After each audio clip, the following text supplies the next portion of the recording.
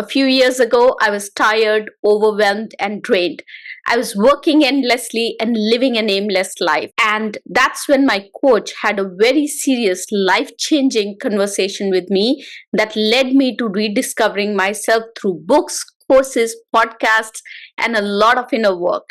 And in today's video, I will share with you the 5 most life-changing mindset shifts that I went through and how you can leverage them in your life. Before we get started, a quick reminder to subscribe to my channel and click on the notification bell icon so that you can get notified each time I release a new video. And now, the first one is living multiple lives. Most of us believe and live a very two-dimensional life, which is of work and life.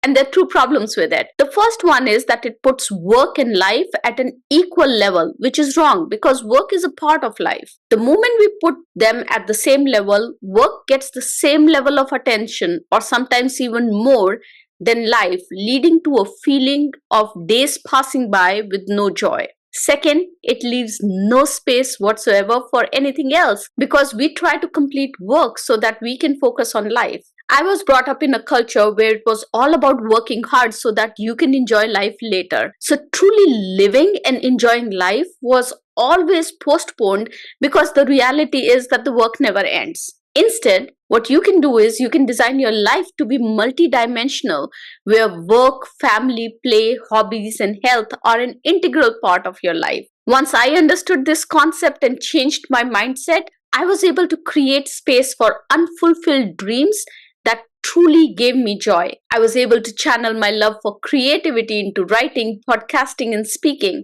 I was also able to redesign my schedule such that there was space for everything, such that my health didn't suffer because I was working too hard, or my family life didn't suffer because I was giving all my attention to work. The second is living life abundantly. We often keep telling ourselves that we need to be successful. We have long ways to go. We need to make more money.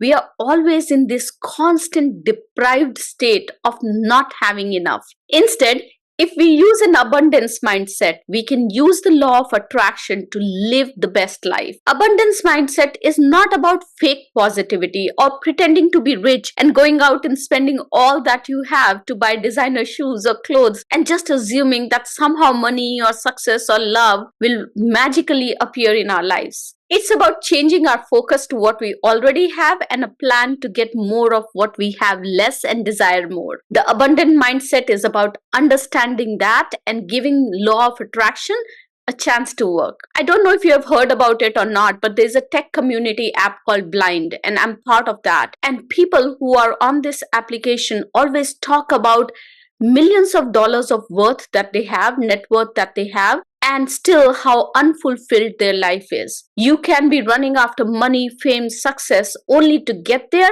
and realize that it means nothing to you and it doesn't give you true happiness. I've been there. When I realized the concept of living abundantly, I calculated how much money I needed for financial freedom and created strategies to get there. An important thing to realize is that there's only a certain amount of money that you need to live comfortably. I created an investment strategy and multiple streams of income to get there. And that's because I didn't want to be in an all-consuming corporate job till the end of my life. I wanted to lead a fulfilling multidimensional life. Similarly, I also worked on what abundance meant for me in terms of health, family, hobbies, my impact. By adopting an abundance mindset, I'm getting closer to my goal of having a fulfilling life. Third is to measure what matters. My work in the corporate environment has required me to take a data-driven approach in every decision that I make. And this habit has also influenced other parts of my life. So I used to measure everything. How many awards was I winning every month? How many press or media articles were written about me or I had contributed to? How many subscribers I was gaining every day? And this desire to constantly measure was wearing me down. I sometimes missed the bigger picture of aligning these measurement criteria to my overall success and goals. So I changed my mindset to measure only what matters. With this mindset shift, I was able to focus on things that really mattered to me. For example, There was a time when I was really focusing on impressions on my LinkedIn posts. After a while, I realized that the impact that I was going for and what I wanted came from engagement and not impressions. So I changed what I was measuring.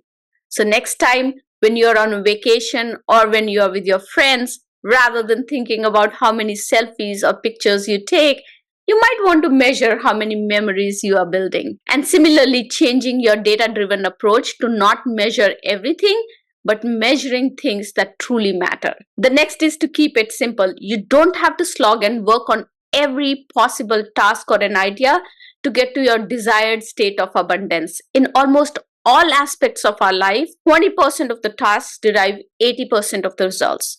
So if you understand which 20% of the tasks will get you where you want to be, you've already figured out the game. You're already ahead in this game. Most of us overcomplicate things. Our things to do list is huge every single day.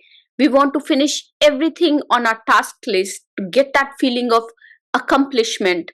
And we do this without pausing and asking if the task should even be on our list. By learning how to delegate, deflect, and eliminate, you can focus on the big 20% that will give you 80% of the desired results. This works true for businesses, it works true for finance, it works true for family life and personal life, it works true for the hobbies and the purpose that you have. It works true everywhere. We all think that busyness is a sign of success.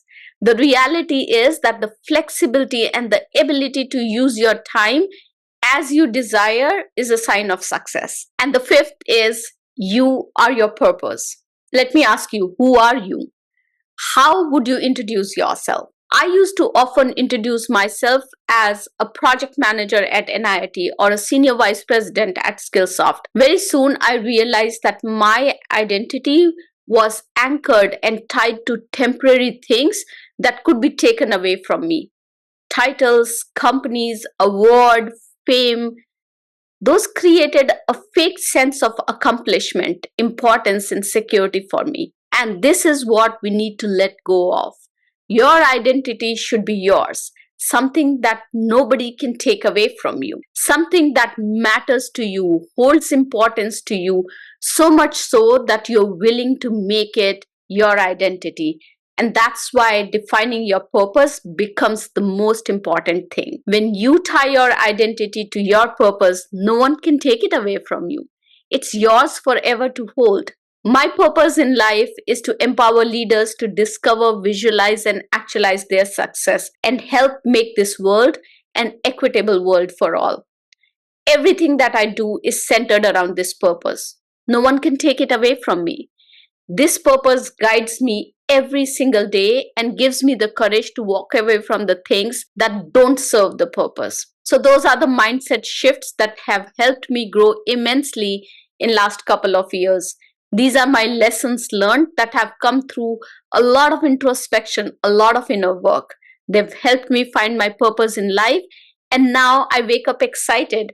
I know where I am going in life, and there is a sense of excitement coupled with calmness. I will continue to evolve by leveraging these mindsets this year and make this year the best year of my life yet. And I would love to hear from you. Which of these mindsets excite you the most for making this year the best year of your life yet? Have a successful week. Bye-bye.